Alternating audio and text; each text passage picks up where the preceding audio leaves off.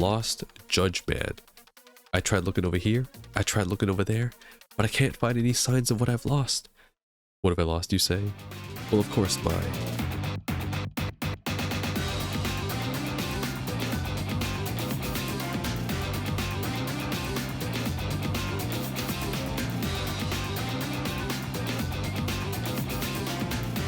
my reason for investigating Seiryo High. There's so much to do in this game that it's quite easy to forget the plot to all of what's going on. The main story, the school stories, and all the side cases.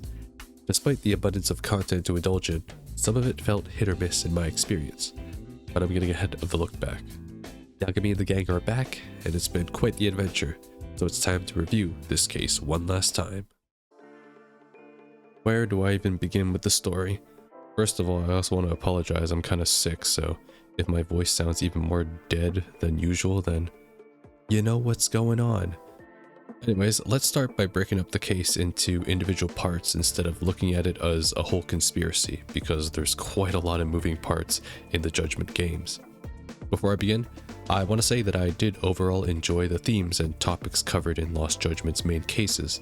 The concept of bullying is rarely ever tackled extensively in video game media, and I believe that the interpretation of its reception from both the main cast and the villains make for an interesting conflict of ideals. So the case begins at Seiryo High during the Mitsuru incident. To sum it up, Mitsuru was the first victim, he was comatose, not deceased, and the mother Reiko rose to prominence in the health ministry. Additionally, this is where Kawana, the teacher at the time, uncovered the truth about the bullying and the culprits, and he is the one who blackmailed them into his servitude. This is a good exposition setup to the story. In my opinion, the only gripe that I have is how the Seiryo High faculty didn't face any punishment from the public. The principal, nor the faculty at the same time, including Kawana, were not responsible in any capacity. Additionally, it doesn't seem like any external investigations took place into this specific case, as the Kanagawa police didn't seem to be interested in either Mitsuru or Reiko until Yagami presented his hypothesis to them outside of Sawa's apartment. I did find it amusing that in the end it links back to the Ministry of Health being evil once again. I mean, who's surprised at this point? But that pension fund motive wasn't really a priority for anyone but Bondo, who is essentially Ichinose 2.0. The next act happens to be the Toshido case, which happens not too long before Yagami's introduction into this case. To sum it up, Toshido is bullied and dies by suicide. His father Ehara develops hatred towards the justice system, and Sawa, the homeroom teacher, failed to prevent another victim, as she was the only one with knowledge of the bullying. As a result, Ehara's conspiracy with Kawana's troop occurs, and the false crime is created. It takes a lot of time in-game for Yagami to uncover all this info, as this is the primary investigation. The whole train cover-up plan with the incriminating video was a well-thought-out unsolvable mystery. The only unbelievable fact of this case for me was that Kawana was able to perfectly replicate Ehara's look before they swapped at the platform. You would think that the prosecution would have been able to find any frame of Kawana looking slightly unlike Ehara, who was captured. Well, I guess in a world where we have Mirror Face from Yakuza 7 though, I am willing to actually believe that Kawana pulled off his look perfectly. It was also this case that solidified for me that Seiryo High is actually, maybe, probably, just as bad as Shujin from P5. Not only does it have a serious bullying problem, but it also has delinquents involved in many illicit activities or groups, hence the school stories, and has faculty that actively discourage speaking out. It's a good thing that Yagami is a savant, because he's single-handedly reforming the school club one step at a time. Finally, we arrive to the present-day case of the story, the Mikoshiba incident. A student TA goes missing and ends up deceased at the same time as Ehara's trial for his groping cover-up. I enjoyed this investigation, as learning that Mikoshiba was genuinely a terrible person who was both abusive and sexually misogynistic is still someone who deserves justice, as they were murdered.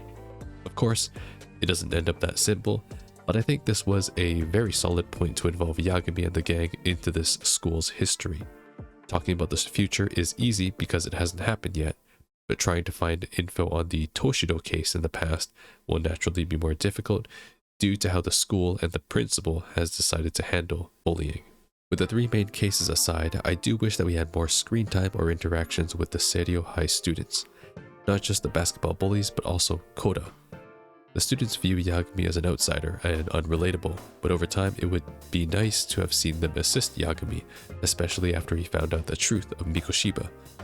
We already know that some Seiryō students have ties to the Ryumong, and it would have been a better flow to introduce Tesso and the gang alongside the Komi Jewel through them.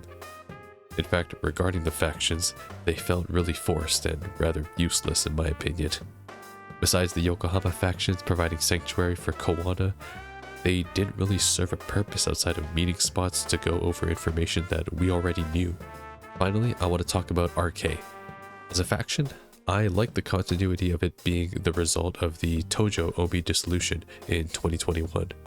If Shishido and Nishitani weren't captured by the Daidoji, they may have even shown up as officers in RK. Additionally, Akutsu and Soma being for the Nikkyo Consortium is a very cool callback to Yakuza 0. They were essentially the assassination corps of the Tojo clan back then, so it makes them cunning main villains despite the RK members themselves being quite brain dead. And now the ending, oh man. Though I don't actually think that the ending is that bad, but it also isn't that great in my opinion. The best way I can describe it is underwhelming. Without getting too much into characters, because that will be following right after this, it felt weird that nobody died in the ending. I guess it's just predictable that all the villains typically get popped off in the last scene in every Yakuza game. The reason why it felt underwhelming is because in the end it felt like nobody won. Reiko loses since she decides to turn herself in, which leaves Mitsuru alone. Kawana loses because his values haven't changed and he still intends to hunt bullies, which means he will also eventually get caught again. Yagami loses because he doesn't have enough evidence to convict Kawana and merge the cases together. And Soma loses because he doesn't get to be a flippin' wannabe Akechi. Which also means Bondo loses. But who the fuck gives a shit about Bondo? I'll elaborate more on the individual characters relative to the endings in this next section, but to sum up the story's ending, it simply felt like nothing was accomplished. Sure, Bondo's pension plan was ruined, Soma, a justice-obsessed killer, goes to prison, and Kawana may have had a change of heart from Yagami, but that's kind of it. They just shoehorned in the remaining characters for the finale like Tesso and Watanabe and the Seiryō students, and overall I feel like Lost Judgment was a game with really great themes, unique themes at that too, but a very poor ending execution in my opinion. Characters are up next, and man, there is a lot of them. I actually feel that the Judgment titles have more characters than the Yakuza games.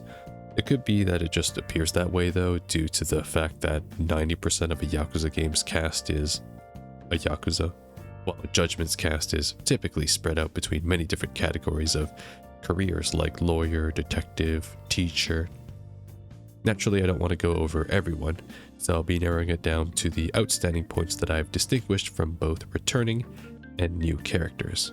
To start off with none other than our favorite local Kamino detective, Yagami. He's still the same as ever, with the same principles as back in 2018.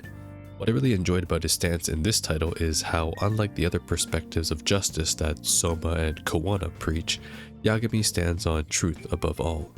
What happens under the law is judged by the law, and he will make sure that law operates under the truth.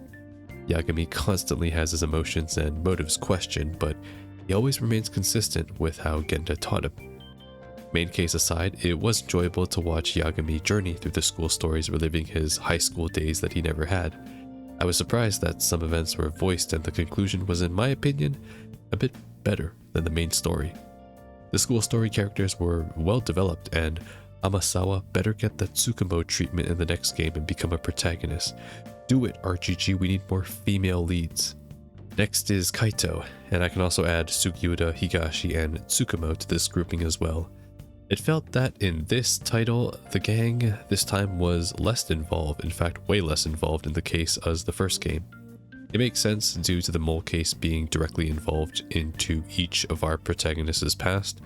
It did feel a bit lonely that Yagami took on most of the sleuthing by himself after the initial Seiryō High investigation.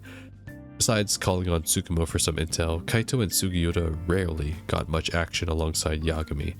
Higashi received even less so, not appearing until chapter 6, which is halfway throughout the story. I was hoping that Sugiura and Tsukuma would have more of a focus due to the Seiryō incidents directly contracting them for the job and Yagami and Kaito helping out on the side investigations.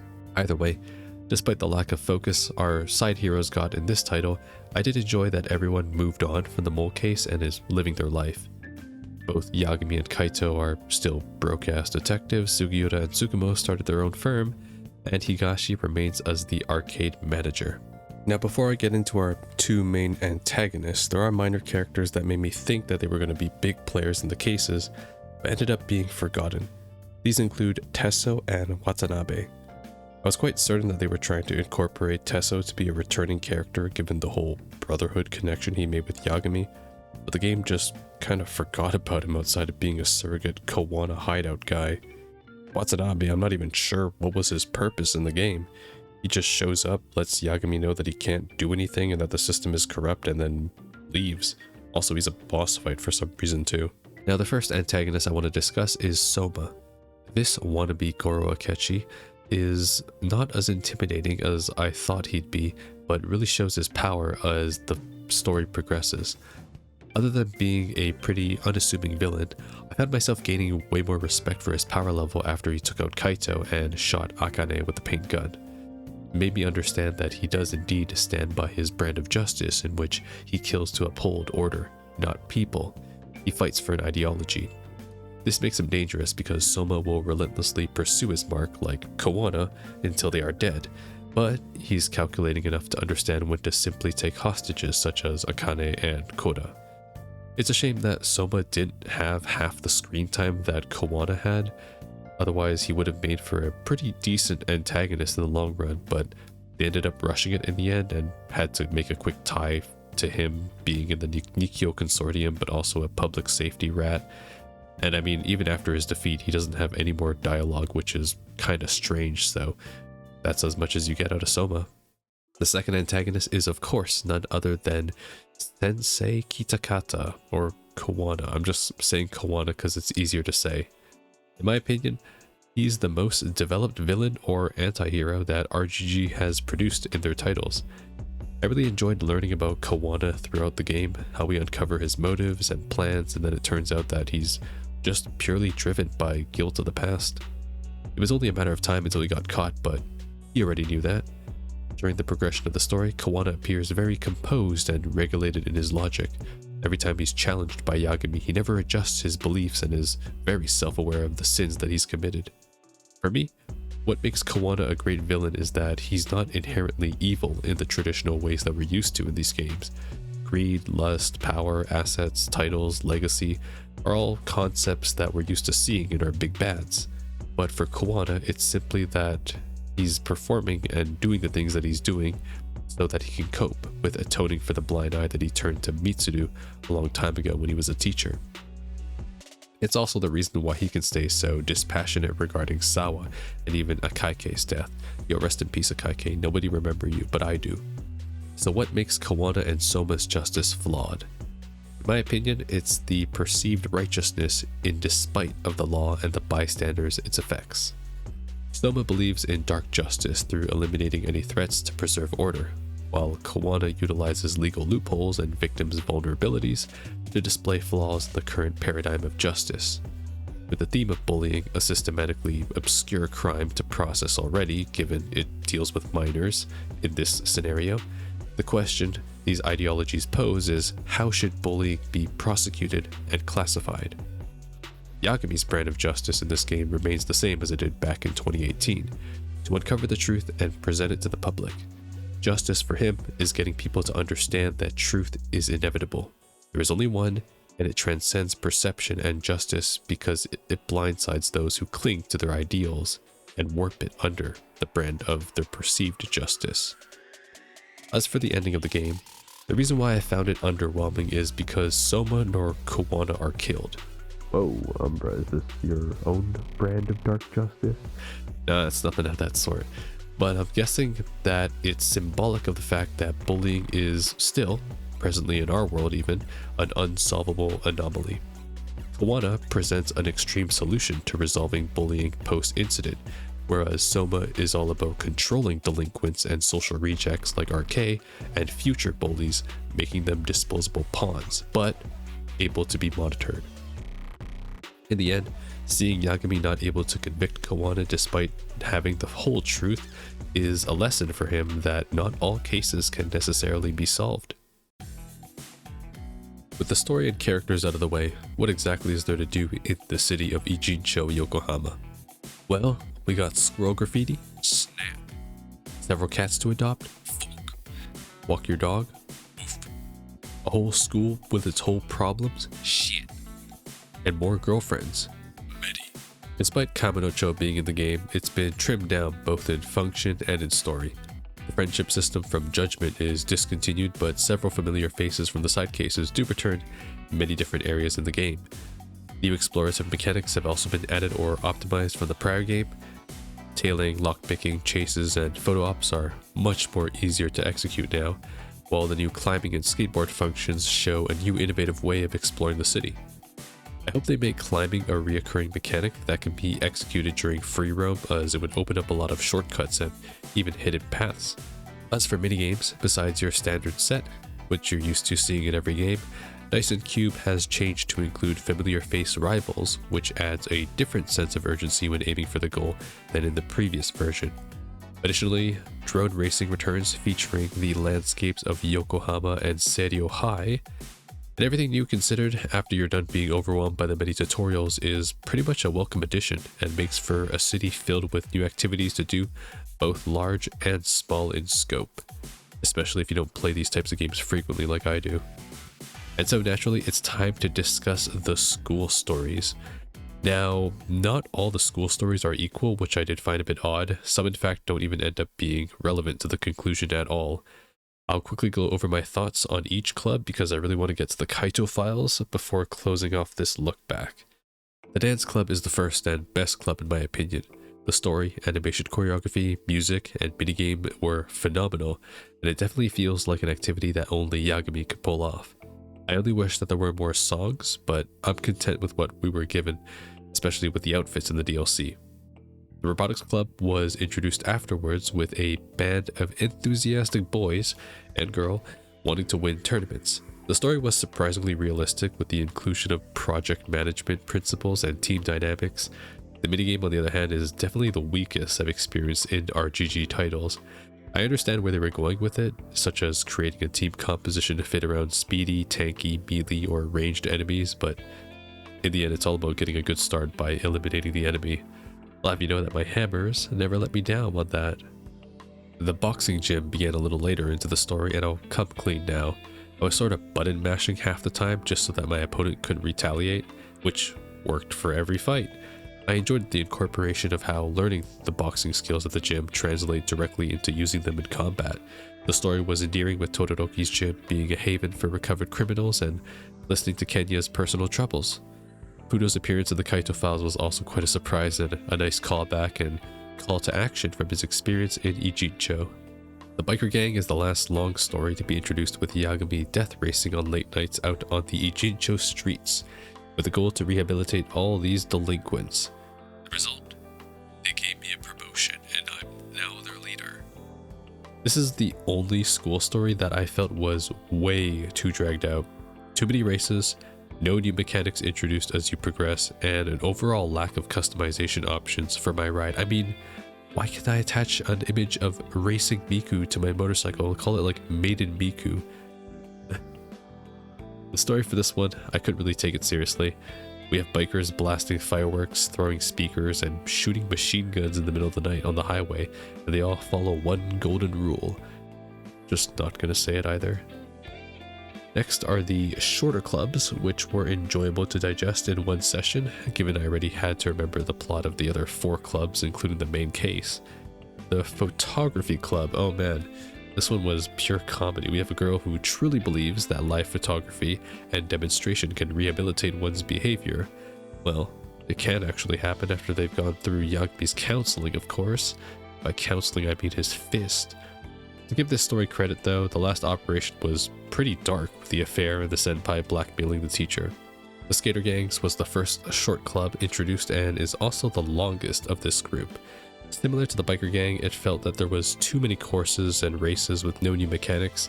The story also kind of just auto-resolved itself without much of Yagami's involvement in the end, so it was just a big miscommunication issue.